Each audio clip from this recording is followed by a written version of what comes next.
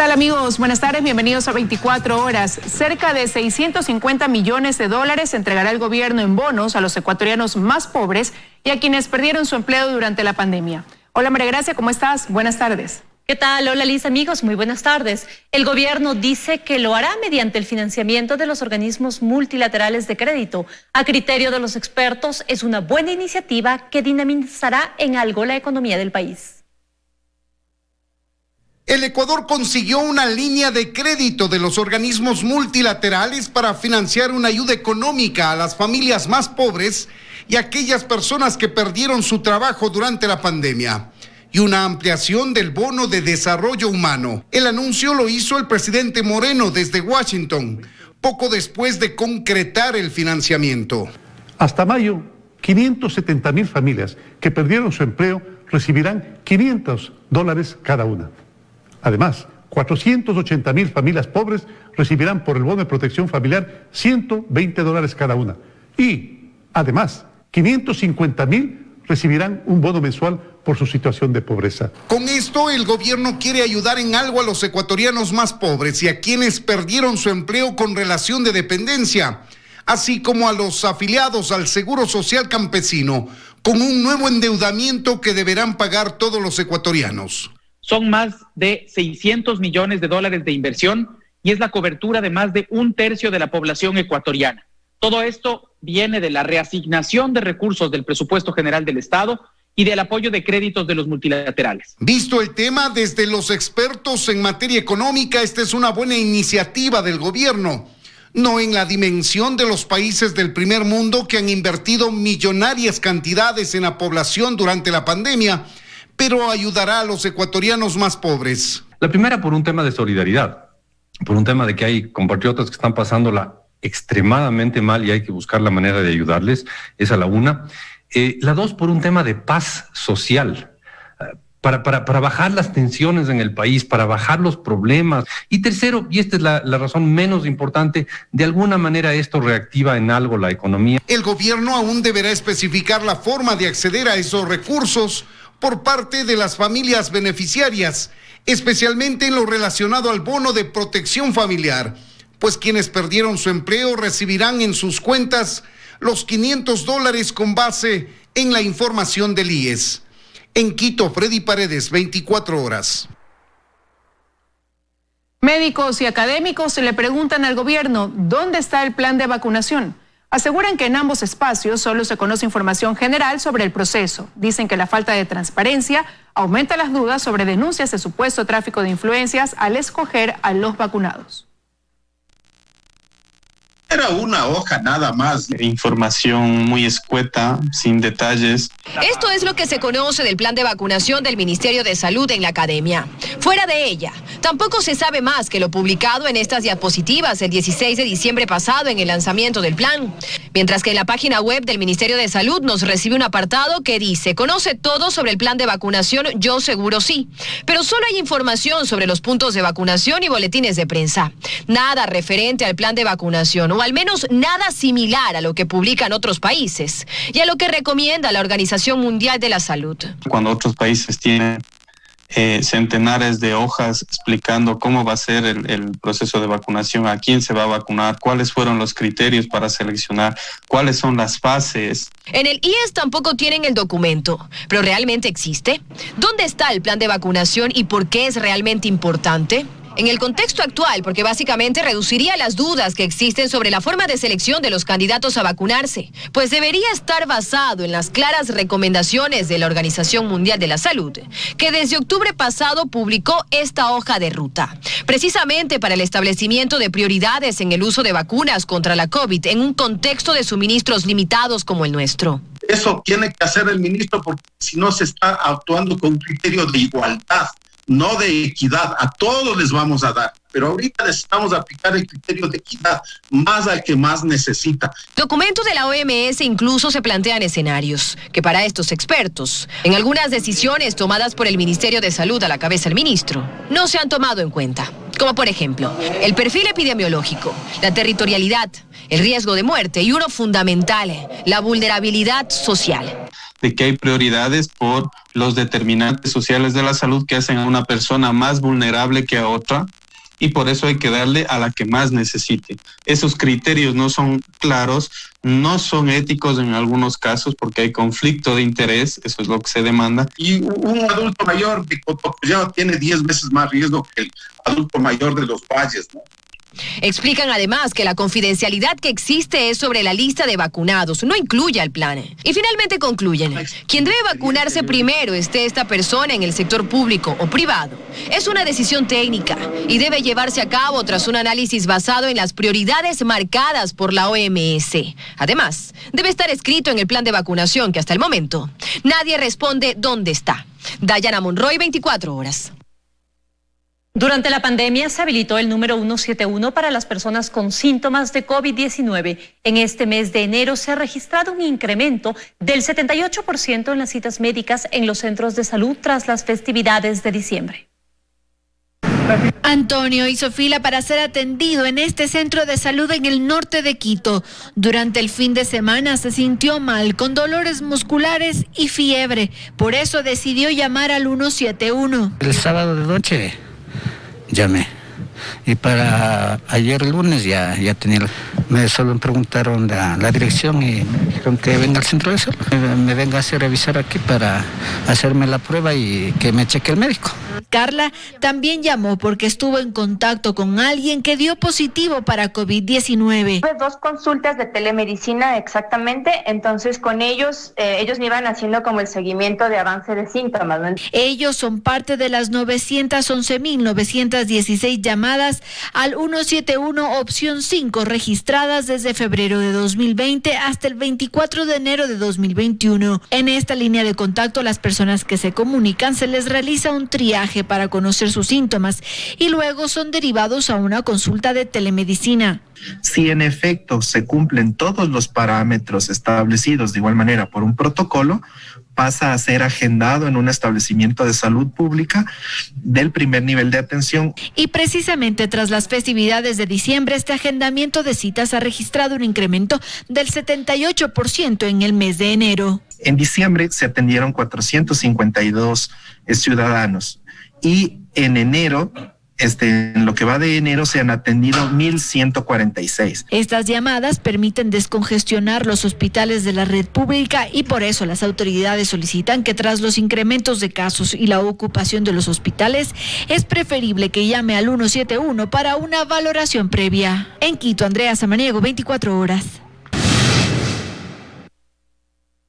Tras la resolución en el caso Singue, Carlos Pareja Yanuseli sumó una 6ª sentencia, mientras el ex vicepresidente Jorge Glass acumula 3. Cohecho, peculado y asociación ilícita son algunos de los delitos por los que ambos guardan prisión. El ex vicepresidente Jorge Glass fue condenado a 6 años de prisión en 2017 por el caso Odebrecht. En 2020, cuando ya estaba por cumplir la mitad de esa sentencia, recibió otra de 8 años por cohecho en el caso Sobornos 2012-2016. Y el pasado lunes sumó una adicional por el caso Singue. Nuevamente 8 años de prisión, pero esta vez por peculado.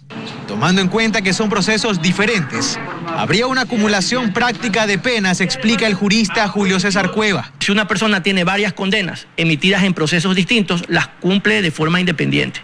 Que conforme se vayan cumpliendo se le dará la libertad, por así decirlo, respecto de esas condenas, pero seguirá procesado y seguirá detenido en la medida en que los otros procesos continúen y seguirá cumpliendo penas en la medida en que no cumpla los requisitos para poder obtener una libertad respecto de esos otros procesos. Tomando el tiempo ya cumplido en prisión y las 2 nuevas sentencias, el ex vicepresidente Jorge Glass debería poder terminarlas todas a mediados de 2028, lo que extendería su permanencia en prisión y por ende la posibilidad de acceder al régimen semiabierto tras cumplir el 60% de su pena.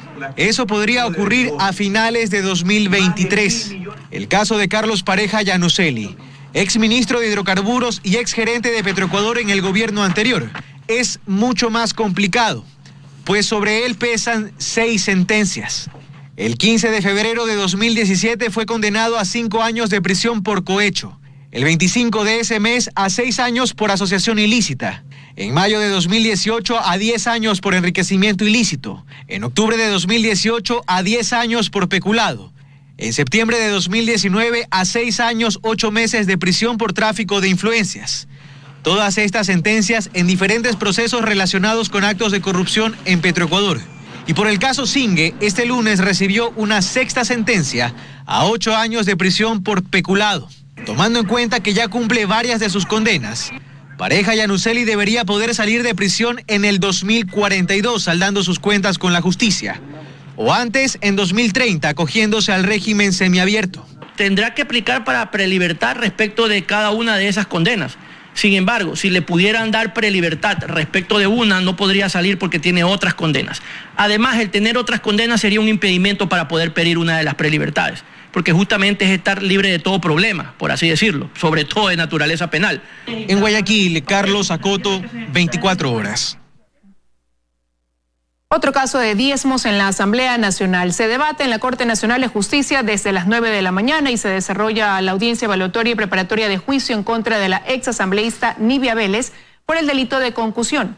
Según Fiscalía, entre el 2009 y 2013, la entonces legisladora habría pedido parte del sueldo a sus empleados de despacho, montos que se habrían destinado a sustentar gastos de campaña correspondientes al movimiento Convocatoria de Loja.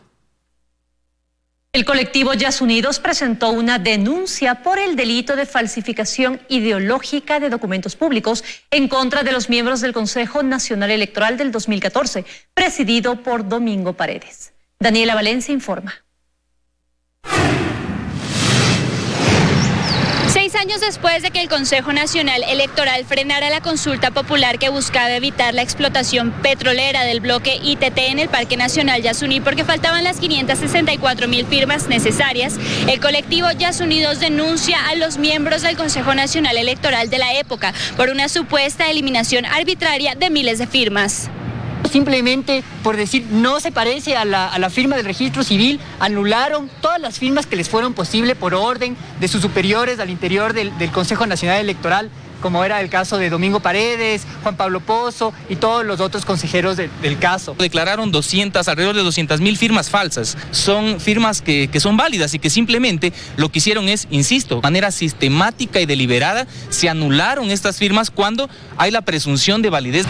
En 2014, el entonces presidente del Consejo Nacional Electoral, Domingo Paredes, anunció que tras un proceso de verificación se halló que el colectivo Yas Unidos le hacían falta 224.562 firmas para alcanzar el 5% del padrón electoral. Dijo además que se hallaron firmas de los directivos repetidas en hasta 9 ocasiones.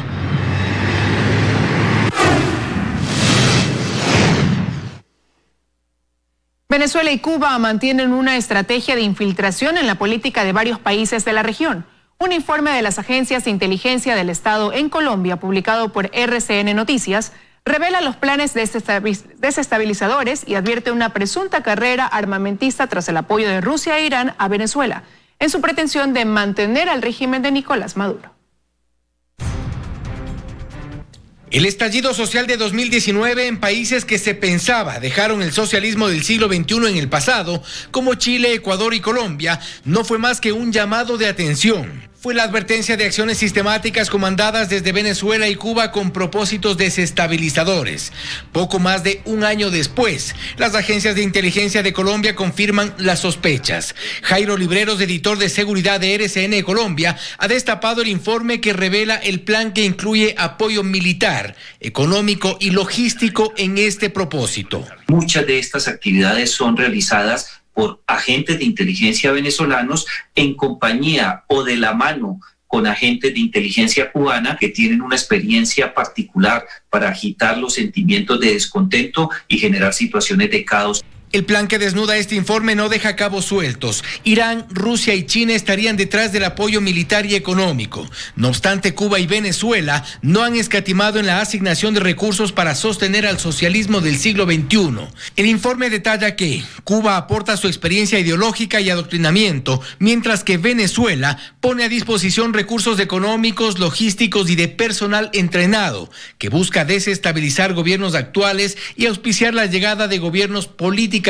afines. Generar procesos de desestabilización en Colombia. Acá lo que estamos viendo es que se trata por todos los mecanismos de evitar que llegue un gobierno que trate de cambiar el esquema del socialismo del siglo XXI. En el informe se asegura que esta estrategia se ha desplegado en los últimos años en Chile, Perú, Bolivia, Argentina, Ecuador y Colombia, cuyos gobiernos ya están al tanto. Que la intención del régimen venezolano es buscar generar cambios de gobierno en países claves de la región, en los que en el pasado contó con aliados políticos como Bolivia y Ecuador. Es muy preocupante porque este es un año de elecciones en América Latina y el interés de la dictadura de Miraflores consiste en una sola cosa: alterar por completo la vocación popular y llevar a gobiernos que representen ideas del socialismo del siglo XXI. Patricio Aro, analista militar y político, conoció de acciones como estas ya en 2011, cuando denunció la presencia de organizaciones de adoctrinamiento en Ecuador. Hoy revisa el informe de Colombia y ata los cabos sueltos. Sí hubo participación venezolana en los movimientos de octubre, y no solamente en Ecuador. ¿Y a través de qué se dieron? A través de la infiltración de ciertos elementos en las comunidades indígenas. Esta misma injerencia pretende, dice el informe de inteligencia, provocar cambios en países que tradicionalmente se han erigido como defensores de la democracia y la libertad de expresión, como Chile y Colombia, siendo estos los principales obstáculos en su intención de consolidar el modelo político, económico y social que hoy tiene Venezuela. También en habría elecciones en Perú, tenemos elecciones presidenciales en otros países de la región y elecciones de mitad de término, como va a ocurrir en México o en Argentina. Esta es la oportunidad perfecta no solamente para manipular la intención de voto de un número muy importante de ciudadanos en América Latina que se sienten descontentos con los gobiernos. En algo coinciden el periodista colombiano, los analistas de Ecuador y el informe de inteligencia. Las acciones y estrategia de Venezuela y sus aliados no son de ahora. Fausto Yepes, 24 horas. Muchos ciudadanos desconocen que en este proceso electoral cambia la forma en la que elegiremos a los asambleístas nacionales, provinciales y del exterior. Las reformas al Código de la Democracia, a más del método de asignación de escaños, modificaron el voto entre listas. El sufragio de este año no solo será diferente por los cambios en la bioseguridad a causa de la pandemia, también la manera en la que votaremos fue modificada en la ley. Sin embargo, son muy pocos los ciudadanos que conocen los cambios. La mayoría asegura no contar con la información requerida. No desconozco, la verdad. No sé cómo sea esta vez de votar. No sé. ¿Cómo está acostumbrada a votar por los asambleístas? ¿Escogía a cada persona o en plancha? Escogí a la persona. Ahora solo podemos escoger una sola lista, ya no candidatos interlistas. ¿Tenía conocimiento de esto? No precisamente. Tengo entendido que se vota en plancha. Ellos, al igual que miembros de colectivos, cuestionan la falta de información recibida por parte del organismo electoral, es decir, el CNE. El Consejo Nacional Electoral, de alguna manera, estén dejando de lado aspectos importantísimos, como por ejemplo campañas relacionadas con el voto informado. Hasta el último proceso electoral podíamos seleccionar a los asambleístas entre listas, es decir, elijo uno aquí, otro acá y otro de otra lista, así hasta completar el número, cuidando no votar por más de los designados para no anular la papeleta. Pero mucha atención, ya no será así la selección. En la nueva papeleta de asambleístas, como por ejemplo esta de asambleístas nacionales, elegiremos por lista. Ya no habrá casilleros junto a cada candidato, sino que marcaremos nuestro voto por una sola lista y elegiremos a todos los candidatos de la misma organización política. Es ahora cuando debemos ser más responsables y elegir con conciencia, revisando el plan y las propuestas de cada lista. En Quito, María Gracia Acosta, 24 horas. Recorridos, caravanas motorizadas y caminatas puerta a puerta son parte de las actividades de los candidatos a la presidencia de la República.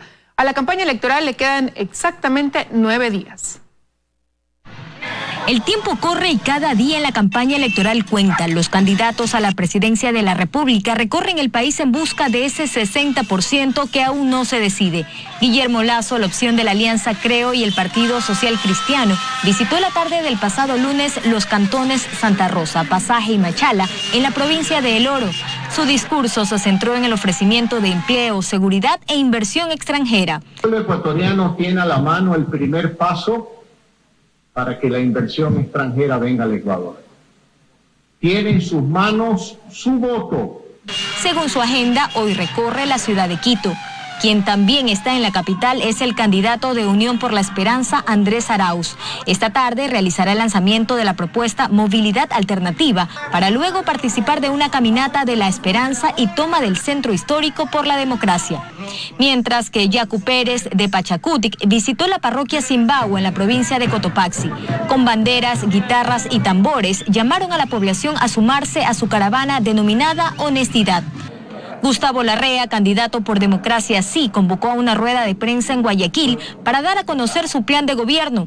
En el puerto principal aprovechó también para hacer un recorrido por varios medios de comunicación. Juan Fernando Velasco del movimiento Construye visitó el sur de la ciudad. Ahí, en compañía de sus simpatizantes, fue puerta a puerta en busca de un voto. Al final hubo tiempo también para cantar. Así transcurren los últimos días de esta campaña electoral. Candidatos recorriendo el país y electores que aún no se deciden. Joana Ramos, 24 horas. Cerca de un año lleva paralizada la operación del tren en el país. Junto con la llegada del coronavirus, además debido a la crisis económica, se dispuso la liquidación de la empresa Ferrocarriles del Ecuador. El municipio de Alausí ha solicitado la competencia de operación. Que ahí donde lo ven, este es el tren más difícil del mundo, nos dice don Sergio, y no exagera. Este ferrocarril hasta marzo del año pasado llegaba a la estación de Alausí en la provincia de Chimborazo tras recorrer la nariz del diablo, aquella majestuosa obra de ingeniería que fue construida en 1901, una vía de aproximadamente 2 kilómetros de vertiginosa subida o bajada, un zigzag al filo de las montañas que se convirtió en una experiencia realmente única para los turistas. Don Sergio, quien toda su vida fue maquinista, recuerda que llegaban de todas partes del mundo para vivirla. Aquí estaba lleno de gente, de mochilero, como le decimos, gente nacional, el ecuatoriano que puede llegar acá. Dejó de venir. Porque ya no hay tren, porque con la pandemia el ferrocarril también entró en cuarentena, se confinó y ahí, parado cual adorno en la plaza central de Alausí se quedó. En mayo, con la crisis económica agravada por la pandemia, el gobierno nacional dispuso liquidar la empresa de Ferrocarriles del Ecuador y la consecuencia fue la paralización definitiva de una ruta histórica para la provincia.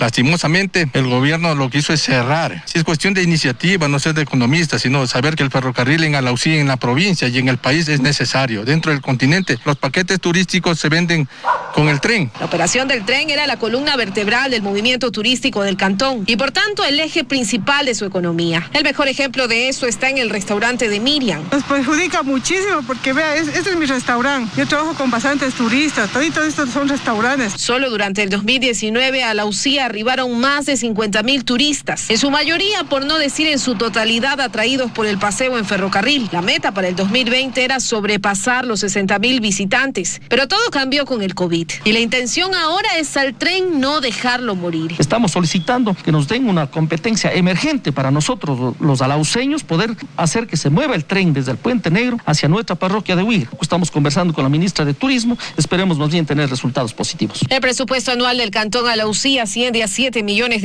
para atender a cerca de 60.000 habitantes. El ingreso por boletos del tren podría llegar a representar hasta 1 millón más. Esto además de la inminente necesidad de los alauceños de volver a escuchar el rugir de la máquina. Esperamos lograrlo y nuevamente escuchar el sonido de las rieles del pito del tren. ¿Cuánto daríamos para que el gobierno apoye a nuestro cantón? Alausí, con el ferrocarril, en el 2004 fue declarada Patrimonio Nacional. Es un destino turístico con una capacidad hotelera de 2.500 camas, por ahora vacías, sin el tren, prácticamente olvidadas. Con imágenes de Edison Choco, Luisa María Heredia, 24 horas.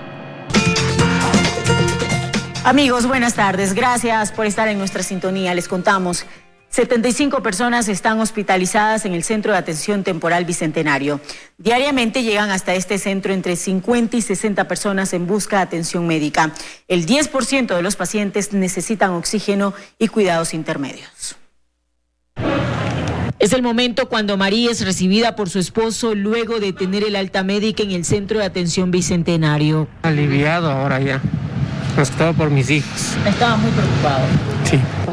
Pienso yo que fue en una feria del sector donde yo vivo, que estuvo bastante recargada. Creo que fue ahí porque realmente no salgo. Asegura que estuvo durante 4 días en el lugar con oxígeno, que le faltaba la respiración y que adentro el panorama es complicado. con respecto al resto de pacientes. Es un caso positivo, o sea, es una experiencia positiva para usted, pero hay mucha gente adentro que está sufriendo demasiado.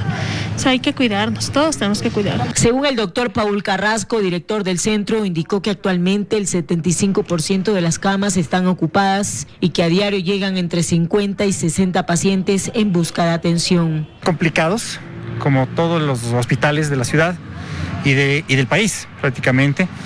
En este momento tenemos 75 pacientes, de los cuales un gran porcentaje son pacientes graves. Tenemos 11 pacientes en el área de moderados y tenemos 5 pacientes en el área de críticos. De lo que va del año, 7 personas han fallecido por COVID-19 en este centro de atención temporal. Cada vez pacientes más jóvenes. Eso es la característica de esta segunda ola prácticamente, ¿no? Ahora ya tenemos pacientes de 25, 30, 40 años. ¿En qué condiciones? Muchos de ellos en condiciones críticas. Desde la inauguración de este centro en medio de la emergencia sanitaria, las autoridades informaron que contaban con 320 camas. Sin embargo, solo están habilitadas 100, pues para operar al 100% se necesita recursos para medicinas y también contratar más médicos y enfermeras. Helen Quiñones, 24 horas. Restituyen en su cargo a uno de los funcionarios que fue denunciado por presuntamente haber recibido la vacuna sin estar en el listado del Ministerio de Salud.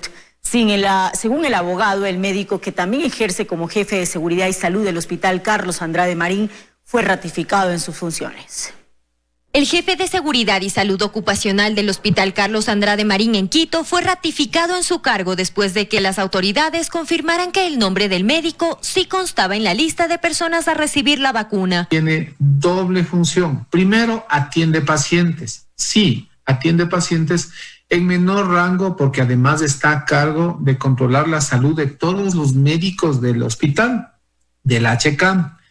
Por tanto, en esta condición de médico tratante y a cargo de la jefatura, él constaba en el listado emitido por el Ministerio de Salud Pública. El presidente del Consejo Directivo del IES había asegurado que el funcionario fue desvinculado tras conocerse que trabajadores del HCAM que no son de primera línea recibieron la vacuna contra el COVID-19, entre ellos la exdirectora de comunicación de la institución de salud. Pero no podemos jugar con esto. Esto es un tema extremadamente serio en el cual hay que priorizar a todas las personas que están en primera línea. No vamos a permitir que se den el lujo de personas que no tienen nada que hacer con la salud aprovechen para vacunarse. La exdirectora de comunicación del HCAM sí fue desvinculada y las autoridades investigan si hay más funcionarios involucrados. Estamos haciendo la respectiva revisión, cuál es la línea completa de aprobación que existió. Si hay personas de alta jerarquía que también estuvieron involucradas en la autorización, también tendrá que salir de la institución, porque no podemos permitir eso. Solicitamos una entrevista con las autoridades del Hospital Carlos Andrade Marín y nos mantenemos aún a la espera de una respuesta. En Quito, Estefany Paz, 24 horas. Amigos, ahora les contamos la historia de Luis, un hombre de 53 años que falleció con coronavirus tras ser tratado por un hombre que se hizo pasar por médico. La familia pide justicia porque si bien el supuesto galeno fue puesto a órdenes de la justicia, la fiscalía lo dejó libre al considerar que no habían pruebas suficientes para su detención. Los familiares de Luis piden justicia. Él tenía COVID y fue tratado por un hombre que se hizo pasar por médico. Puede ser que ese supuesto doctor ande así, matando a las personas, haciendo creer que es médico. No. Luis Arequipa era el sustento de 3 miembros de su familia. A 3 personas, mi madre, que es de la tercera edad, a mi hermano que está operado de la cabeza y yo que estoy con discapacidad. Por medio de una recomendación se contactaron con este supuesto doctor y la promesa fue curar al paciente en 3 días. Usted le ha dicho que le va a poner en 3 días. Bien, yo le veo igual. Ratos se peora, no es que este es el proceso, es así mismo, dice. Esto es engañoso, ratos nos pone bien, ratos mal. Después de 5 días, el doctor tratante admitió que su paciente necesitaba ir a un hospital, pero ya fue muy tarde. Llegó a la casa de salud sin signos vitales. La doctora del hospital Quito IES Sur solicitó la acta de defunción al médico tratante y él no conocía el procedimiento, lo que inmediatamente llamó la atención de la doctora y contactó a la policía. Al solicitar sus documentos, se pudo observar que no correspondía con el nombre que se había identificado como el doctor que le trataba al ciudadano Oxiso, razón por la que fue detenido por su protección de identidad. La familia pide que se tomen medidas urgentes mientras la Fiscalía realiza las investigaciones pertinentes. Dice que no ha encontrado elementos suficientes para imputarle ningún delito a este supuesto médico. Los policías en su informe señalaron totalmente el cambio de nombre y todo lo que dijo este señor. Dijo que sí, en verdad que él no era médico, que el nombre que había dado era del mentor de él. Pues este hombre, quien usó 3 identidades diferentes, continúa atendiendo pacientes. No es solo él el paciente, dice, yo atiendo muchas personas, dijo. Más de $1,000 pagó la familia al supuesto médico, pero lo que realmente les preocupa es que más personas fallezcan por esta estafa. En Quito, Natalie Jiménez, 24 horas. Hacemos un llamado para que no caigan en manos de personas inescrupulosas que se aprovechan de la situación en esta época. Lo han hecho desde el inicio de la pandemia y como vemos, estas personas ya perdieron a su familiar. No caigan en manos de estas personas, denúncielos a través de las autoridades. Y desde aquí, también a las autoridades para que sigan investigando. Ya escuchamos que esta persona que se hace pasar por médico sigue atendiendo también a otros usuarios, a otros pacientes que tienen coronavirus. Señores, a la familia le hacemos este llamado para que acudan directamente a los centros médicos oficiales. Si bien están atendiendo al límite de su capacidad, siempre hay espacio para atenderlos a todos. Así que por favor no pongan en riesgo su vida. Seguimos informando en 24 horas y les contamos que propietarios de restaurantes de Quito están muy preocupados ante la grave crisis que atraviesan sus negocios. Aseguran que las nuevas medidas de restricción golpearon aún más las ventas y esto se reflejó durante el último fin de semana. Blanquita lleva 35 años vendiendo comida típica en el norte de Quito. Sin embargo, está muy preocupada porque asegura que cada vez se le hace más difícil sacar adelante su negocio, más aún cuando incrementan las restricciones de movilidad. Estamos cerrando a las 4, no hay mucha clientela, no viene. Y a pesar de que nosotros contamos con todas las medidas de seguridad para atender a los clientes. Cuenta que las medidas impuestas por las autoridades municipales han dificultado que su negocio se reactive. Pero ella no es la única que se siente afectada. Hugo comenta que a su local solían llegar alrededor de 80 personas al día. Sin embargo, ahora apenas reciben cerca de 25. El horario de atención también es corto, entonces la gente tiende a quedarse en la casa y hacer su propia comida. Los restaurantes quedamos pues abandonados.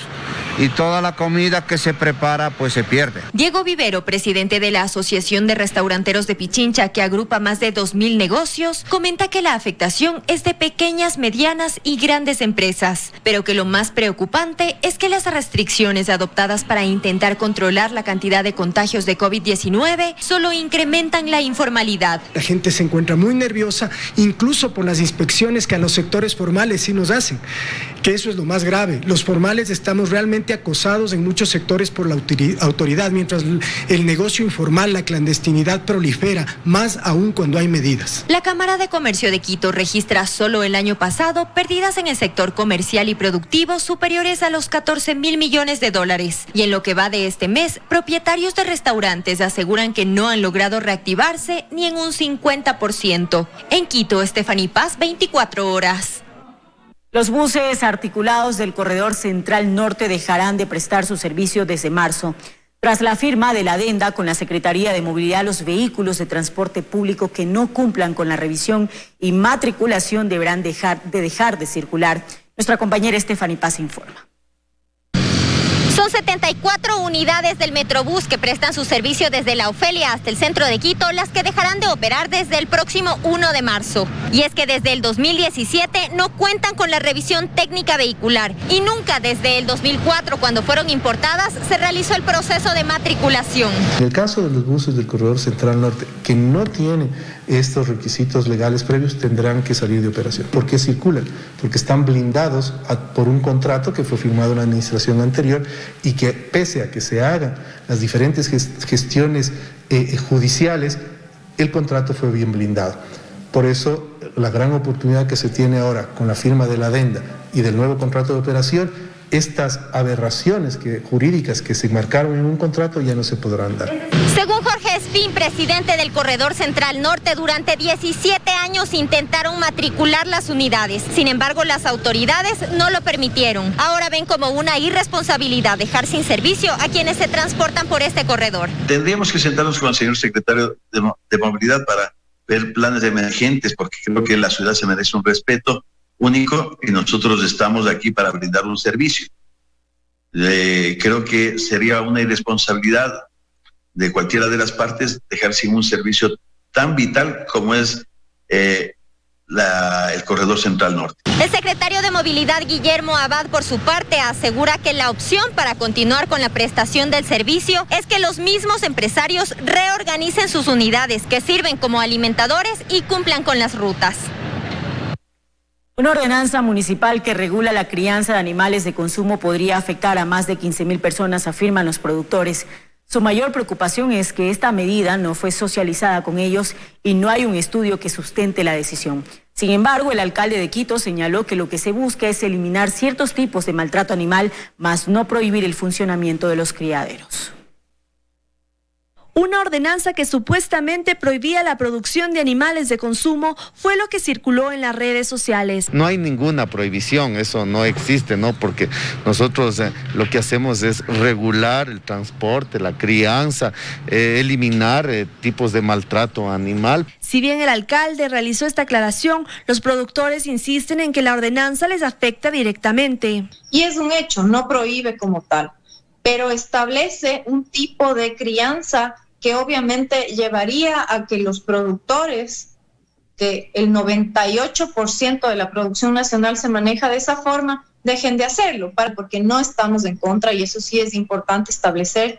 Todas las granjas se rigen a través de una certificación y registros de agrocalidad, que es la entidad competente, y además están certificadas en buenas prácticas agropecuarias y en buenas prácticas avícolas. Según Diana Espín, directora de la Corporación Nacional Avícola, esto además de limitar a las 165 granjas que hay en el distrito metropolitano, también afecta socialmente. Si hay una afectación, eso me representa alrededor de 15,000 empleos directos, un incremento en el costo de producción. Entonces es ahí cuando también se ve perjudicado el consumidor. El presidente de la Cámara de Comercio añade que no hubo una socialización con los implicados. Preocupados, no se consultó absolutamente a nadie, no se planificó a su debido momento, no fue revisada por el Consejo, no tiene un periodo, porque si es que en el mundo esa es la tendencia, debería haber un periodo en el cual se permite que las empresas se organicen. A pesar de que Hyundai insiste en que Quito está a favor de la reactivación productiva, esta es una más de las críticas por las restricciones que, según los comerciantes,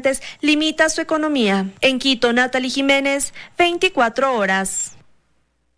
Desde la Secretaría de Movilidad del municipio de Quito se propone una reestructuración de las vías del norte de la capital. El proyecto, que está en fase de socialización, incluye hacer unidireccionales las calles 6 de diciembre y Chiris, formando así circuitos de circulación como se hace en otros países. Alrededor de 2.500 vehículos transitan a diario por las avenidas 6 de diciembre y de los Chiris en el norte de Quito. Vías que en horas pico son conflictivas. Un tráfico tenaz, esto es imposible. Ante esta problemática, desde la Secretaría de Movilidad proponen una reestructuración de vías. Cambiar de sentido las vías. Cuando tenemos vías de doble sentido, se generan muchos problemas en cuando usted va a girar hacia la izquierda o se va a girar hacia la derecha. Esta reestructuración contemplaría convertir 3.7 kilómetros de la avenida 6 de diciembre en unidireccional, en sentido sur-norte, desde la Plaza Argentina hasta la intersección de la avenida de los Chiris y 6 de diciembre, ubicada a 200 metros de la avenida Río Coca. Y en la misma distancia, la avenida de los Chiris se convertiría en unidireccional en sentido norte-sur. Con esta reestructuración, además, se busca generar carriles exclusivos para el transporte público. No nos olvidemos que ahí se transporta más del 70% de las personas, y cuando tiene un carril exclusivo y unidireccional nos permite mejorar los tiempos de desplazamiento. Algunos ciudadanos consideran que esto no ayudaría a mejorar el flujo vehicular y que se debe pensar en otras medidas. Retirar todos estos estacionamientos, hacer más parqueo o algo. Por ahora, esta iniciativa, que también incluye una ciclovía en la avenida República del Salvador, está en fase de socialización, ya que se necesita para continuar con este proyecto una respuesta positiva de moradores y comerciantes de la zona. Fernanda Ceballos, 24 horas. Seguimos informando en 24 horas, amigos. Tras denuncias ciudadanas, se logró la clausura de un centro que se autodenominaba de medicina alternativa, donde se estarían vacunando a varias personas con vacunas falsas contra el coronavirus. En Caupicho, al sur de Quito, está nuestra compañera Fernanda Ceballos para que nos cuente acerca de estos controles. Fer, buenas tardes, adelante. Helen, amigos televidentes, muy buenas tardes. Hace pocos minutos se clausuró un centro que se autodenominaba como de medicina alternativa, pues aquí se colocaron alrededor de 70,000 dosis de una sustancia que se ofertaba como vacuna contra el COVID-19. Nosotros estamos exactamente en el sector de Caupicho 2, en el sur de la capital. Vemos también que hay ciudadanos que se oponen al cierre de este centro, pero sabemos que esta clausura se da luego de investigaciones y denuncias ciudadanas. Para que nos cuente más detalles, está con nosotros el secretario de Seguridad, César Díaz. Sí, por denuncias de la ciudadanía nosotros intervenimos ahora con diferentes instituciones, tanto del Ministerio de Salud como la Intendencia de Pichincha y las instituciones del municipio. Es como usted dice, nosotros hemos realizado también un proceso de investigaciones donde tenemos las grabaciones, donde la persona que atiende en este centro nos había manifestado que son unos 70,000 vacunas que habían ubicado. Y lo que también podemos decir es que este centro tiene permisos del UAE del 2013 y el 2014. ¿Cómo funcionaba la colocación de estas dosis? ¿Qué se ofertaba? ¿Cuánto costaba? Bueno, de lo que nosotros tenemos y de acuerdo a los videos que contamos, cada dosis costaba $15 y tenía que ponerse cada ciudadano 3 dosis de estas, en donde les garantizaban que con esto quedaban inmunes al COVID-19. En las imágenes que estamos observando en este momento también se puede ver que no se contaba con las medidas de bioseguridad dentro de este centro, donde además se ofertaba tratamientos. Sí, eso le quería indicar, que no tienen autorización dentro de la licencia de la LOAE para este tipo de tratamientos. Ellos tienen autorizado hasta el 2014 como un spa y masajes de adelgazantes de acuerdo a nuestra base de datos que disponemos. Entonces eso nada tiene que ver con la actividad que están realizando en este momento. ¿Cuál es el procedimiento que se va a realizar en este momento? Bueno, el procedimiento es, al no tener la licencia única de actividad económica, lo que se procede es de inmediato a la clausura, y también las otras instancias como el Ministerio de Salud están tomando ya las evidencias y posteriormente darán el informe pertinente a ver qué medidas cautelares toman después de lo que ellos analicen las sustancias que fueron puestas a los ciudadanos. Perfecto, muchísimas gracias, secretario. Y escuchamos a César Díaz, secretario de la Secretaría, para la redundancia, de Seguridad del municipio de la capital. Esto es lo que sucede a esta hora aquí en el sur de Quito. Estamos exactamente en Caupicho. 70,000 dosis de una sustancia que se ofertaba como vacunas contra el COVID-19 se habrían colocado en esta clínica clandestina. Regresamos con ustedes de estudios con más información. Muy buenas tardes. Buenas tardes también para ti, Fer. Muchísimas gracias por la información. Amigos, otro caso más, por favor. Desde aquí les hacemos un llamado para no caer en manos de estas personas. Más de 70,000 dosis de una vacuna que no existe. Incluso le pueden suministrar alguna dosis que le puede causar la muerte. Recuerde que los únicos autorizados que están realizando la vacunación contra el coronavirus en el país es el Ministerio de Salud Pública y lo está realizando al personal médico de los hospitales. Hasta la fecha no hay ningún centro médico, ni público ni privado, que esté suministrando la vacuna para los ciudadanos en común, así que por favor no se deje engañar. Amigos, en otros temas, más de 30 técnicos trabajarán en la instalación de tuberías y válvulas en la línea de transmisión de Paluguillo, lo que dejará sin servicio de agua potable a 7 parroquias, lo que representa alrededor de 170,000 habitantes. A esta hora nos contactamos con nuestra compañera Natalie Jiménez, quien se encuentra en la planta de tratamiento de Bellavista, para informarnos respecto a este tema. Natalie, buenas tardes. Así es, Helen, amigos, buenas tardes. La empresa metropolitana pública de agua potable y saneamiento trabajará desde este martes 26 en la actual planta de tratamiento de Paluguillo, por lo que se va a suspender la línea de conducción que abastece a las parroquias de Yaruquí, Guayabamba, Puembo, Pifo, El Quinche, Tababela y Checa desde las 16 horas de hoy martes, y se prevé que el servicio retorne en el transcurso de la tarde y noche del día de mañana. Nos encontramos ahora con el ingeniero, quien nos va a comentar qué trabajo se va a realizar en esta planta. Sí, buenas tardes. Nosotros vamos a efectuar la interconexión de los trabajos de la planta de Paluguillo. Esta es una de las principales obras que tiene actualmente la empresa y esto nos va a permitir incrementar el caudal a 1.600 litros por segundo. Nosotros con esta obra vamos a poder mejorar la dotación de líquido vital y nos va a permitir que los ciudadanos tengan un mejor servicio. ¿Qué porcentaje ya se tiene avanzado en la obra? Actualmente nosotros tenemos un 93% de avance de obra y estamos en la fase final del proyecto. ¿Qué recomendaciones hay para las personas que habitan en estas parroquias? Sí, hacemos este llamado a los ciudadanos que se prevean de líquido vital suficiente para que puedan cubrir las necesidades básicas durante la suspensión del servicio. Ustedes también van a abastecer algunas parroquias, ¿verdad? Sí, nosotros vamos a abastecer en caso de que la ciudadanía no haya abastecido de agua suficiente, vamos a poder contar con los tanqueros para poderles dotar del agua mientras se retorna el servicio. Muchas gracias. Como lo escuchamos, se recomienda que si usted habita en una de estas parroquias, tome las medidas necesarias y se abastezca del agua. Este es el informe que tenemos. Helen, volvemos contigo a estudios. Amigos, buenas tardes. Buenas tardes también para ti, Nati. Muchísimas gracias por la información. En otros temas, amigos, el municipio de Quito atenderá reclamos por los valores del pago del impuesto predial. Esto tras las constantes quejas por cobros excesivos, especialmente en el rubro de contribución de mejoras. Desde que inició el cobro del impuesto predial, las quejas no han parado. Ciudadanos denuncian que incluso han tenido que pagar el triple de lo que cancelaron el año pasado. Yo pagaba $1,300 el año pasado y ahora estoy pagando $2,387. El año pasado yo pagué $303 como impuesto predial. Para este año me está saliendo $817,15. Ante esta problemática, el municipio de Quito creó un comité interinstitucional que se encargará por oficio de revisar los valores que la ciudadanía debe pagar, especialmente de 25,000 predios de 1 millón que hay en Quito, ya que en ellos se han detectado anomalías. Es específicamente sobre la contribución especial de mejora y además es en sectores muy específicos, son más de 250 lugares específicos. Por ejemplo, hay un sector en el Condado, hay otro sector en Cumbayá. Sin embargo, la ciudadanía que se sienta afectada también podrá presentar sus quejas. Si es que se encuentra evidentemente alguna diferencia, se genera una nota de crédito que le puede servir el descuento de los ciudadanos. Según reportan las autoridades, en lo que va de este mes han recibido alrededor de 3,000 denuncias por cobros excesivos en el impuesto predial. Más o menos del 60% de estos casos ya han sido atendidos y contestados. Hasta el 24 de enero por el impuesto predial se ha logrado recaudar $62 millones, mientras que en 2019, en el mismo periodo, se recaudó 54 millones. Fernanda Ceballos, 24 horas.